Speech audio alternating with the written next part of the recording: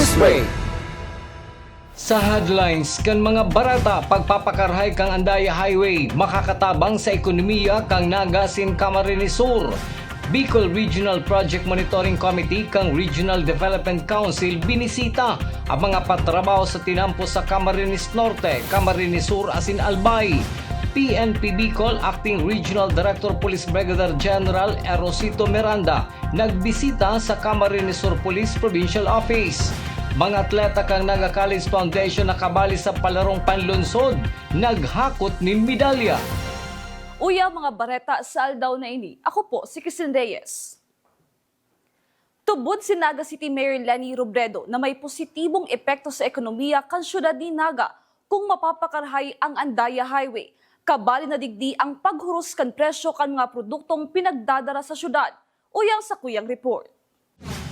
Ngunya na simana, planong magbisita ni Department of Public Works and Highways Secretary Vince Dizon sa Bicol para personal na hilingon ang kamugtakan kang Andaya Highway na haloy naman nireklamo kan publiko asin mga motorista huli kan makanos na kamugtakan kang tinampo. Ini ang tinampong nagsusumpay sa Camarines Sur asin probinsya kan Quezon, pasiring Metro Manila. Ang biyahe na dapat nasa 10 o 14 oras pa Metro Manila, nag-aabot sa 18 oras o lampas pa. Huli sa magabat na bulos kan trapiko, darakan rarapak na tinampo asin ang daay matapos-tapos na patrabaho. Para kay Mayor Leni Robredo, dakula ang maging epekto kung magayon ang kondisyon kan Andaya Highway, bako lang sa mga nagbabiyahe, kundi pati naman sa mga presyo kan mga produkto na pinagdadara sa Camarines Sur asin syudad din Naga. Kung magbaba ang presyo kan mga produkto, kaya naman makipagsabayan kan Naga sa iba pang lugar asin may hiling man ang pagbabago sa income kan syudad. Dakulao na maray. Dakulao na maray ang epekto kayan dahil malipot na maray ang biyahe. Pag naglipot ang biyahe, bako lang yung convenience kang pasahero. Pero pati si presyo kang mga barakalon, magkang produkto ta, masababa. Paghababa ang transportation cost kang cargo, may chance kitang makapag-compete sa ibang lugar. Pero pag dipisino ng agihan digdi, syempre mahalon ang presyo kang produkto ta. Siseman ang mabakal na mas mahal. Dagdag pa ni Mayor Leni, magayon na mismong mamatian ni Secretary Dizon ang agrangay kan publiko. Poon sa haloy na paghalat, huli sa magabat na bulos kan trapiko, asin ang makanos na kamugtakan kang Andaya Highway. Kaya kung magbaba yan na maray, kaya man yan ang importante na maayos ko ta ang trend. Dahil kung magbaba ang presyo, chance ta yan. Kaya baga mayong manufacturing halos. Halos mayong manufacturing sa to. Dahil si logistics pa lang kang pagdara sa kapag send, daog na kita. So sana mahiling niya si tunay na, sabi ko kaya, haloy na yan na isurat ko. Sabi ko iba pag sinusurat na nahihiling mong papel, saka ina-experience, di ba? Si regular na sakay. Sana kung anong pig-aagihan ta, iyo man ang maagihan para mati. Bako man sa gusto ta siyang pasakitan, pero syempre mas ma-appreciate mo ang problema pag pinag-agihan. Para sa Jaran TV 48 Naga, Cristin Alcanzo Reyes, Newsbreak. Mientras tanto, nakalihis na toon pa nagpupurbar si Naga City Mayor Leni Robredo na makipag-ulay kay DPWH Secretary Vince Dizon para mapag-ulayan ang mga nagpapadagos na proyekto sa syudad din Naga. Alagad, parehong sibot ang mga ini. Sa pagbisita ni DPWH Secretary Dizon sa Bicol sa Biyernes, daiman subot sinda magkakahilingan, hulita may nainot ng schedule na atindiran ang alkalde kan Naga. Nagsaset sana ako ng appointment sa iya last month. Kaya nasipig taon niya sa kong date, garo December 14 ba o 16? Di ako pwede. Sabi ko pwede ako between Christmas and New Year. Garo nagmakasyon man siya, di din siya pwede. So ang sabi, milig din na lang sa Naga. Initially, January 22, 23 ang pigsabi sa kong date. Pero kasuod nag-apod kiraray si staff, ang sabi na move ning 16, 17. Ang problema ko, igo akong kasal. Igo na naman akong kasal na, sabi ko kung 16, 17 madigdi, Baka Mayo ako. Last year pa yan, kasal na yan na pagkumitanta, na masupog man. Ang sabi ko, kung Mayo ako, si mga concerns ko, ipapadara ko ng earlier. Padagos sa mga bareta. Sa social media post ni 3rd District Congressman Nelson Legacion, sinabi kay ini na dapat dati lang, pwede ang parehong standard, hulita ini naging epektibo. Dapat subuot above standard, dapat lampas sa dating standard. Ang pinagsasabi ni Congressman Legacion, iyang pagpapakarahay kan Andaya Highway na nakatalaan bisitahon sa Biyernes ni DPWH Secretary Vince Dizon. Iniman subuot ang ipapakiulay ni Congressman Legacion kay DPWH Secretary Dizon sa pagpapakarahay kan Andaya Highway asin Maharlika Highway. Padagos sa mga bareta. Bago ang pagbisita ni DPWH Secretary Vince Dizon sa Andaya Highway, nagkondusir man ka nakaaging Petsa 7 asin 8 kan presenting bulan in inspection ang Bicol Regional Project Monitoring Committee. Ang monitoring arm kan Bicol Regional Development Council kaibahan ang mga taga-DPWH sa Rolando Andaya Highway asin Maharlika Highway. Obheto subuot kaini na mahiling ang aktual na kabugtakan kan tinampo asin aramon ang priority sections na kaipuhan mapondohan. Ang Rolando Andaya Highway napuon sa Santa Elena, Camarines Norte hasta sa Banwaan in Sipocot, Camarines Sur. May uman nahiling na ongoing construction sa Rolando Andaya Highway kan gibuhon ang inspeksyon. Alagad may pagkaabala sa trapiko, hulikan mga labot sa tinampo na nagpapaluya kan mga trucks na may biyahe sa Metro Manila asin Bicol Region. Ngunya na taon, ang DPWH Bicol may budget proposal na 3.62 billion pesos para sa 41 projects sa Andaya Highway. Kabali na ang pagpapakarahay ka tinampo asin tulay, asin pagpapahiwas kaini. Pinag-inspeksyon man ka nasabing grupo ang mga patrabaho sa tinampo sa Camarines Norte asin Albay. Sa iba pang bareta, tulos nagpagirumdom ang City Disaster Risk Reduction and Management Office Canaga sa paagi ni Mr. Reyno Rodriguez na pag-andaman kan mga residentes kang syudad ang epekto kan makusog na ora na dadarahon kan binabantayan na raot nin panahon na aapudon na bagyong Ada na pwedeng magkausa nin baha. Basado sa forecast, pwedeng hagupon subuot ang Northern Mindanao asin porsyon kan Visayas.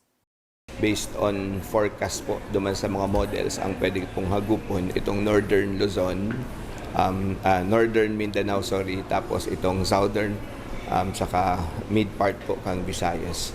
Pero siya sabi na pwede po ining manghanggilid again towards summer area. So, ang probability po na madamay especially itong southern part kang Region 5, pwede po siya. But nonetheless, kasabao pong aga, actually kasabang ginag-oral na po sa ibang members kang CDRMC and kasabang aga amay na amay through the DILG, nagpaabot na po si Sir Elmer on behalf na po yan kang both kang CDRR and kang City Hall.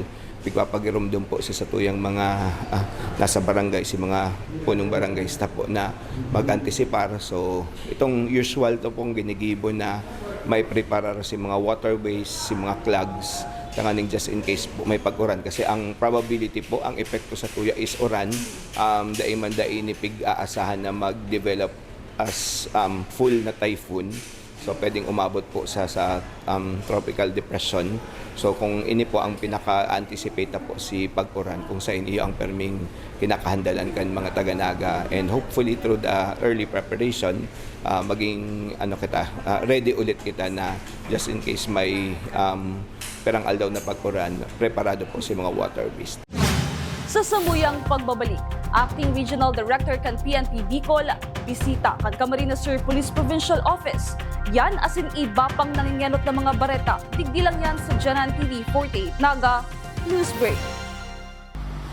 The digital age is here. They warn us of a cold, efficient world where the human touch is lost to automation. But we refuse to accept that choice. At Naga College Foundation, we believe the best future is one led by heart. We equip you with the skills you need to thrive. From our dynamic programs in finance and business, to the hands-on fields of IT and engineering, through our vital health sciences, our justice programs in criminology, and the crucial roles of education and the arts, we cover the entire spectrum of tomorrow's workforce. Here, You don't just become future ready, you become a worker with empathy, a leader who understands that technology must serve humanity. Choose the college that prepares you not just for the job, but for the world. The future is here at NCF. Enroll at Naga College Foundation. Let us build a brighter, kinder tomorrow. The future is a race. At Naga College Foundation, we don't just keep up, we set the pace and we change the game. College of Business and Management, where ideas grow into enterprises. College of Teacher Education, shaping minds that shape the nation. College of Health Sciences, where compassion meets innovation. College of Engineering, designing solutions that redefine tomorrow. College of Arts and Sciences, fueling creativity, culture, and connection. College of Accountancy and Finance, empowering the economy through mastering numbers and market. College of Criminal Justice Education, protecting communities with excellence and integrity. College of Computer Studies, coding the language of the future. And with NCF micro-credential programs, you don't just wait for the future, you leap into it. Gain and demand skills fast, short, powerful, and flexible. Designed to fit your life and fuel your career. 8 colleges, endless possibilities, and micro-credentials to keep you ahead of the game.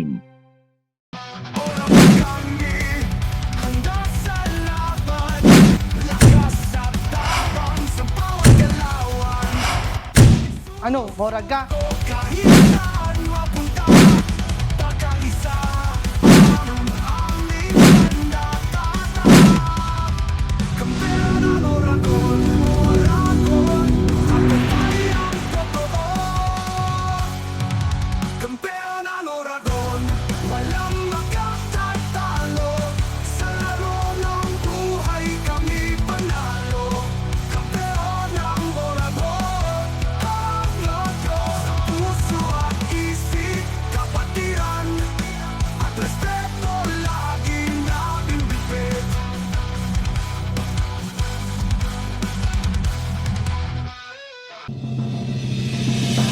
Magkaibahan mo dyan sa custodial facility kang Pasado alauna ng Major League pagkaalam ng sinabi ni Roberto ang exception sa investigation. kalayo ang apektado kang Newsway. Acting PNP Regional Director Police Brigadier General Erosito Miranda nagbisita sa Camarines Sur Police Provincial Office kasubagong aga, bit-bit ang mga mobility asset as in computer sets para sa mga municipal police station. Ang detalye sa report ni Cristina Valenzuela.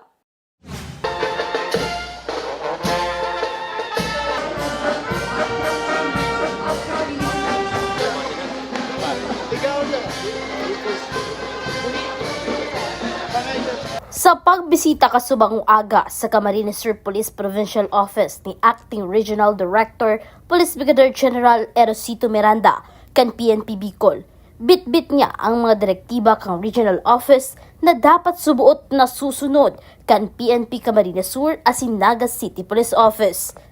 Pinanginotan man ni Acting Regional Director Police Brigadier General Miranda ang pag-turn over sa Camarines Sur Police Provincial Office kan mga PNP mobility as in ICT equipment na hali sa Camp Crame. Ang purpose ng visit niya yung masigurado na ang mga directive ng higher headquarters talagang napapautob digdi sa probinsya ng Camarines Sur as in siyudad ng Naga. So ngunyan magkakaigwa kita niya awarding kan mga PNP personnel and other stakeholders to recognize their accomplishments and contributions sa PNP. And part of his visit, yung inaugurate and turnover ng mga ICT equipment and vehicles na hali man sa Campo Crame na tinaw sa tuya digi sa Camarines Sur Police Provincial Office. Pagabot kasubagong aga ni Acting Regional Director Police Brigadier General Miranda, enot na ginibo ang signing kang guest book. Sunod, tinawan ondra si mga PNP personnel kang Camarines Sur asin Naga City na may dakulang accomplishment na naginibukan na kalis na taon. Asin tulos na sinunod ang blessing kan bagong powerhouse asin classroom sa Camarines Sur Police Provincial Office.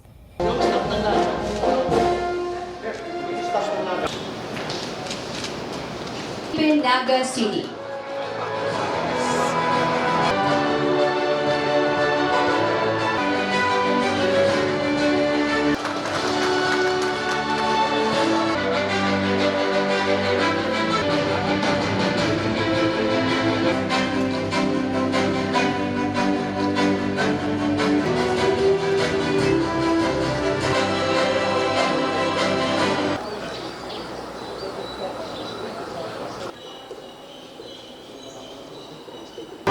Then we proceed to the blessing of our power.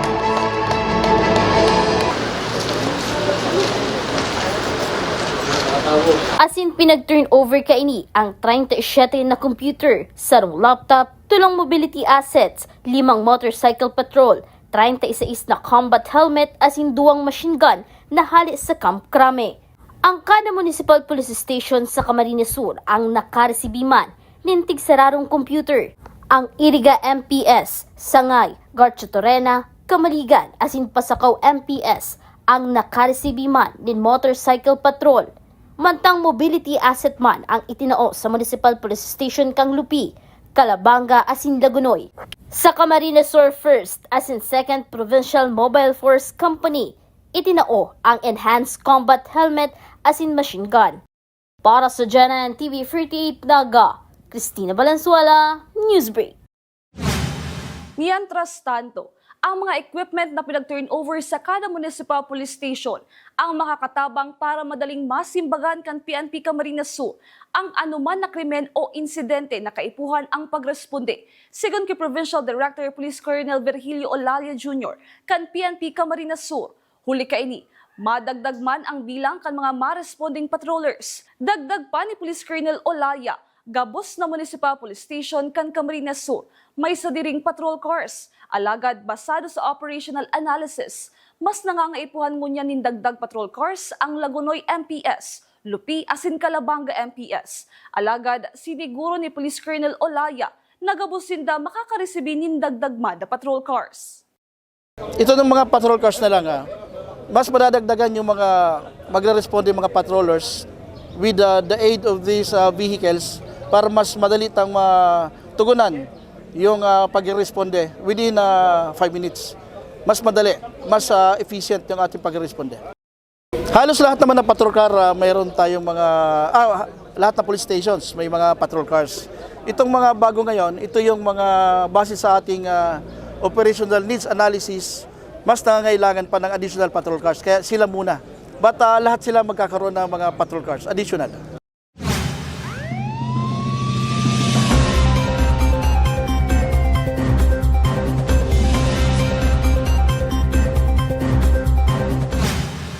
Binawian nin buhay sa ospital ang biktima ng shooting incident sa Banwaan nin Bato, Camarines Sur na pinagbisto sa Ayas Nawawa. Tinamaan sa takyag na naglagpas pasiring sa iyang lawas na subuot ang ikidagadan kaini. Ang PNP ang padagos nagkukundusin nin pag-iimbestigar sa motibo kan pangbabadil kan mga sospek na nakalunad sa motorsiklo. Nagdulag subuot ang mga ini pasiring sa direksyon kan Pulangi Albay. Nangyari ang insidente pasado alauna din amay na pagkaaga kan nakalihis na Martes. Sa iba pang police report, kasong statutory rape na mayong piyansa ang inaatubang na kaso kan akusadong si Ayas Guy, 25 years old, residente kan syudad din Iriga na inaresto kan mga otoridad kasuudma. Ang nasabing akusado, ang rank number 2 provincial most wanted person as in rank number 5 city most wanted person sa syudad kan Iriga. Yaon iningon yan sa Kustriya kan Iriga City Police Station. Sa iba pang police report, 8 pidaso nin heat seal transparent plastic sachet na may pinagtutubo ng shabu, sarong caliber 45 pistol na may serial number FED 3152, 2 magazine para sa Colt 45, sarong steel magazine para sa caliber 22, 4 na bala para sa caliber 22, 10 bala para sa caliber 5.56 mm, 11 pidaso nin bala para sa caliber 45, improvised caliber 22 long barrel, 8 pidaso nin plastic sachet nin subot illegal na droga, asin mga drug paraphernalia ang nakuha sa harong kan sospek na si Ayas Cardo, residente kan Nabua, Camarines Sur, matapos isirbi kan Nabua PNP ang search warrant sa sospek na inaresto man tulos kan mga otoridad. Ang iligal na droga may gabat na 11 gramo asin nagkakantidad 74,800 pesos. Nasa kustudiya ni ngunyan kan Nava Municipal Police Station. Sa iba pang bareta, pinaglipat ng ibang municipal police station si Police Captain Mark Armea, ang Chief of Police kan Basod Municipal Police Station, duman sa Camarines Norte. Si Police Captain Armea, iyon ang ngunyan ang Chief of Police kan Banwaan in San Lorenzo Ruiz kan nasabing probinsya. Si Police Captain Armea asin ang sayang mga pag-iriba ang nagtrabaho para mabisto ang bangkay kan nako ang babae na yaon sa loob kan storage box asin ang pagkakaaresto sa suspect na live-in partner kan biktima. Susog kay Police Captain Armea, nagkaigwas subot ng reshuffle sa mga opisyal kan Camarines Norte PNP. Sa kamugtakan kan panahon, makakamati nin pag-uuran ang Kabikulan puon sa aldaw na Biyernes hasta sa aldaw na Domingo. Huli kan low pressure area na halangkaw ang probability na maging bagyo na aapodon na ada. Susog kay Mr. Mike Padua kan Typhoon 2000. Pag nagrani subot sa Catanduanes ang nasabing bagyo, madara ininin pag-uuran sa bilog na Kabikulan. Pwede subuot mag-abot sa 200 mm ang uran kan nasabing binabantayan na LPA na pwedeng maging bagyo. So ito yung latest GovSat natin na yung ako na ito ng Miyerkules, January 14 hanggang bukas, Huwebes, Enero 15. Nakita nyo dito yung pag-develop ng kaulapan nitong si LPA 91W. 35 to 65% chance, moderate po yan o medium chance, and aktibo na po siya. Yung kanyang trough ay magpapaulan, magbibigay ng mga thunderstorms na yung hapon o gabi sa may Eastern Visayas at Eastern Mindanao. Ang Bicol Region, Calabarzon, Metro Manila, Mindoro, Romblon, Marinduque ay nasa influensya po ng tinatawag nating hanging silanganin. Kaya minsan pag hapon o gabi, may mga dumadaan pa rin mga thunderstorms at mga ulan. With only 2 to 3 days from now, mataas na po ang probability na makakaranas tayo ng mga pag-ulan na yung darating pong. Sa iba pang bareta, mga atleta kan Naga College Foundation naghakot nin medalya sa pinagibong palarong panlunsod kan nakalihis na semana. Ang detalye sa report ni campus correspondent Eugene Nueva. Bako lang mga medalya ang naiulikan ng 166 na atleta kan Naga College Foundation sa palarong panlungsod 2026, kundi mga istorya kan disiplina, pagtiyaga asin pagtubod.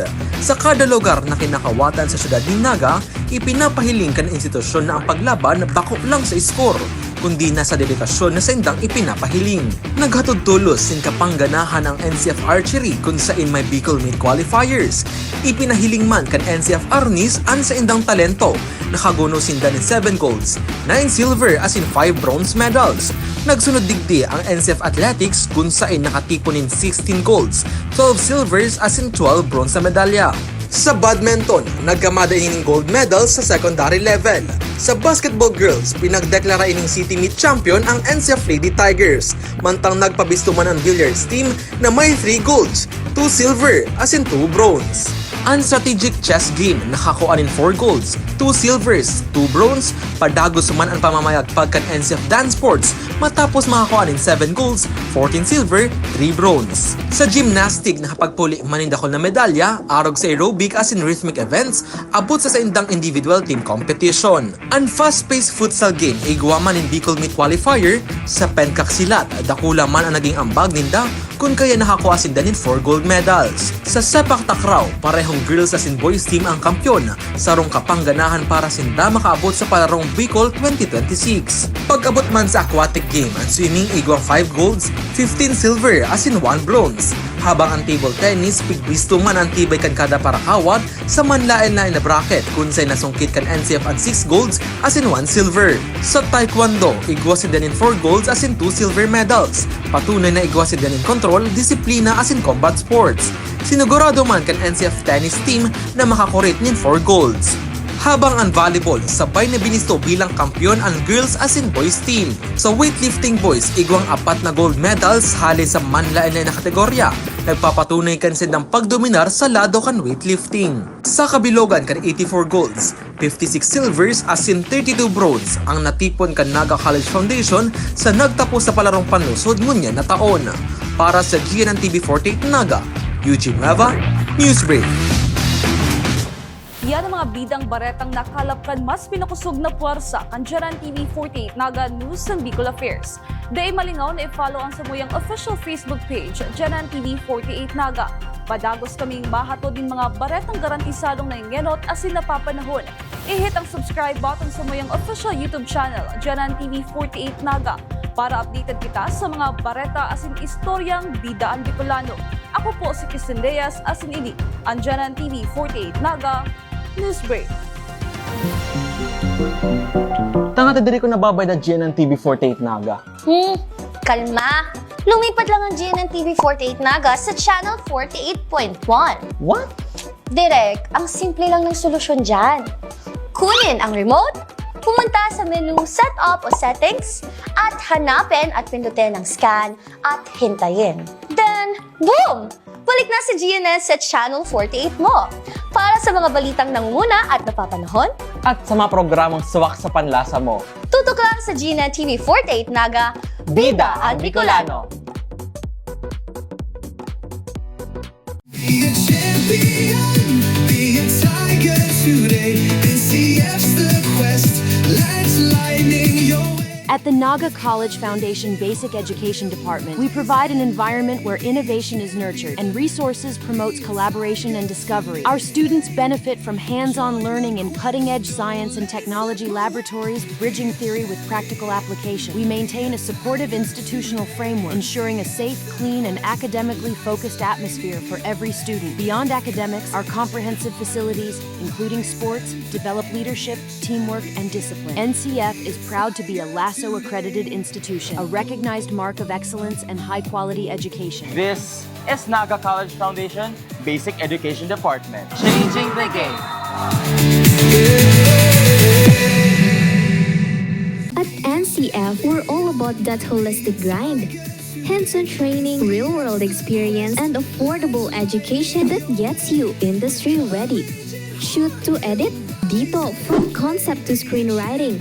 From shooting to editing to actual broadcasting, NCF was the first and the only school that has its own operational television and radio stations. No boring stuff, just real skills or the real world.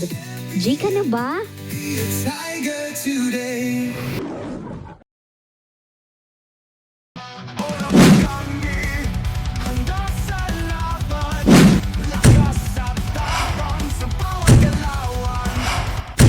Ano, morag ka?